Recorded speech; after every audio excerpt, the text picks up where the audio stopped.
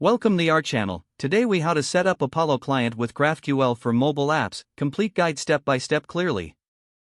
To set up Apollo client with GraphQL for your mobile app, you'll first need to ensure you have a React Native environment ready. Begin by installing the necessary Apollo client packages. Run the command npm install at apollo/client GraphQL. Next, create an Apollo client instance. Import the required modules from Apollo client in your project file. Define the GraphQL endpoint URL you will be using. Initialize the Apollo client with the URI and cache options by using the in-memory cache. Now, it's time to wrap your application with the Apollo provider. Import Apollo provider and place it at the top level of your component hierarchy. Pass the Apollo client instance as a prop to the Apollo provider. This setup ensures that your entire app has access to the Apollo client.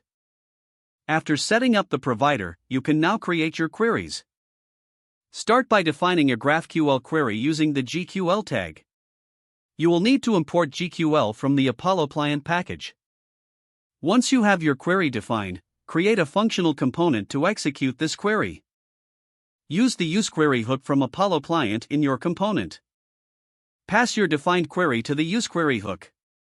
This will return loading, error, and data states for your UI.